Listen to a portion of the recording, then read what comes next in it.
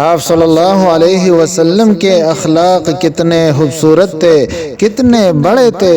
ایک روایت میں آتا ہے کہ آپ صلی اللہ علیہ وسلم اپنے صحابہ کرام کے ساتھ ایک سفر پر جا رہے تھے۔ ایک منزل پر قیام فرمایا، کھانے پکانے کا انتظام ہونے لگا، بکری کے ذبح کرنے کی تیاری ہوئی۔ صحابہ کرام میں سے ہر شخص نے ایک ایک کام اپنے ذمے لے لیا۔ ایک نے بکری ذبح کرنے پر آمادگی ظاہر کی، دوسرے نے اس کے بنانے اور صاف کرنے کی خواہش کی، تیسرے نے گزارش کی کہ میں پکاؤں گا۔ چوتھے صحابی بولنے ہی لگے تھے کہ حضور نے فرمایا، اے میرے صحابہ، میں ایندھن کے لیے جنگل سے لکڑیاں لاؤں گا۔ صحابہ کرام نے نہایت ادب سے عرض کیا، ہماری جانیں، اے میرے نبی، اے ہمارے محبوب، اے ہمارے رسول، اے اللہ کے لاڈلے، ہماری جانیں آپ پر قربان، ہمارے ہوتے ہوئے آپ کو کسی کام کے کرنے کی حاجت نہیں ہے۔ آپ نے فرمایا، اچھی طرح جانتا ہوں، میں اچھی طرح جانتا ہوں کہ تم لوگوں کی میری حال پر بڑی عنایت ہے، لیکن مجھے یہ منظور نہیں کہ میں تم میں بڑا بن کر بیٹھ جاؤں، یہ مجھے منظور نہیں۔ رفیق وہ ہے، میرے دوستو سنو، حضور نے اپنے ساتھیوں سے فرمایا، اے میرے صحابہ، اے میرے ساتھیوں، رفیق وہ ہے جو رفیقوں کا شریک کار ہو۔ یہ نہیں ہو سکتا کہ تم کام کرو اور میں بیٹا منہ دیکھا کروں، مجھے حق رفاقت ادا کرنے دو۔ صحابہ مجبور ہو گئے، چنانچہ آپ صلی اللہ علیہ وسلم بنفس نفیس اور اپنی ذمہ داری نبھاتے ہوئے جنگل سے لکڑیاں جمع کر کے لائے، اور ہمیشہ ایسے مواقع پر رفقا کے ساتھ برابر کے شریک کار رہتے تھے۔ مسجد نبوی کی تعمیر ہوئی تو آپ بھی مزدوروں کی صف میں شامل تھے، مٹی کودتے اور ڈوبتے، اس قدر بھاری پتھر اٹھاتے کہ جسم مبارک لچک جاتا۔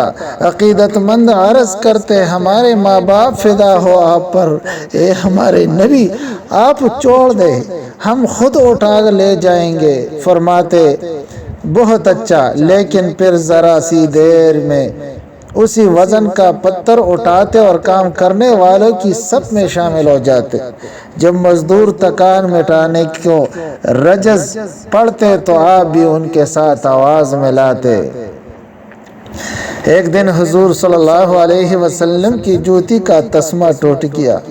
سنو دوستو، آپ کی عاجزی، آپ کا مرتبہ کتنا بڑا۔ دوسری طرف دیکھو حضور کی شان اور اخلاق اور کردار کو اور معاشرت کو، اور اب اس کی سیرت اور صورت کو دیکھو۔ ایک دن حضور کی جوتی کا تسمہ ٹوٹ گیا، درست فرمانے لگے تو ایک صحابی نے عرض کیا، حضور میں درست کرتا ہوں۔ فرمایا، یہ شخصیت پرستی مجھے پسند نہیں ہے، یہ شخصیت پرستی مجھے پسند نہیں ہے کہ میرا جوتا کوئی اور سیدھا کرے اور درست کرے۔ میں خود یہ کام کر سکتا ہوں تو کسی اور کے حوالے کیا کروں۔ آج ہم اپنے حالت کو ذرا سوچیں، ہم اپنے لیے پانی بھی نہیں لا سکتے۔ ہم نے کولر ہمارے ساتھ پڑے ہوتے ہیں، لیکن جگ ہمارے پاس پڑے ہوتے ہیں، لیکن ہم اپنے اتنا کام بھی نہیں کر سکتے کہ جگ سے اور کولر سے اپنے لیے گلاس میں اور اپنے لیے برتن میں پانی ڈال دیں۔ کھانا ہمارے پاس پڑا ہوتا ہے، لیکن ہم اس انتظار میں ہوتا ہے کہ کب ہمارا خادم آئے گا، کب ہماری بیوی آئے گی، کب ہماری بیٹی آئے گی، کب خادم آئے گی کہ ہمارے لیے کھانا ڈال دے۔ جوتے صاف نہیں ہے، ہم ہاتھ نہیں لگاتے، انتظار کرتے بیوی آئے گی، وہ تو ہماری خادمہ ہے۔ آج ہم نے اپنی بیوی کو خادمہ بنایا ہے، لیکن یہ خادمہ نہیں ہے، یہ جنت کا سردار ہے۔ جنت میں آپ کے لیے سردار ہوگی، سردار۔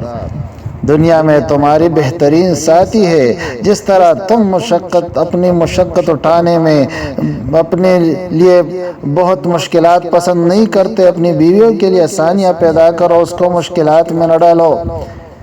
ہم ہر کام میں بیویوں کے انتظار کرتے ہیں، اپنی بچوں کے انتظار کرتے ہیں، اپنے بچوں کے انتظار کرتے ہیں، خادم کے انتظار کرتے۔ خدا را کچھ نہ کچھ اپنے لیے بھی کرو، یہ حضور کی سنت ہے۔ آپ نے سن لیا کہ حضور صلی اللہ علیہ وسلم اپنا جوتا خود درست فرمانے لگا اور صحابہ کو نے دیا۔ بہت سے دنیاوی کام میں ہم سستی کرتے، میرے عزیزو اپنے ہاتھ سے کرو، حضور علیہ السلام کی سیرت اپناؤ، حضور کی صورت اپناؤ، انشاءاللہ یہ زندگی بہت مزیدار ہے، بہت خوبصورت ہے۔ دنیا ایسی نہیں ہے کہ ایک فضول چیز ہے، بلکہ یہ جنت کے لیے سیڑھی ہے۔ اس سیڑھی پہ حضور علیہ السلام کے قدم پر قدم رکھ کر جنت میں پہنچ جاؤ۔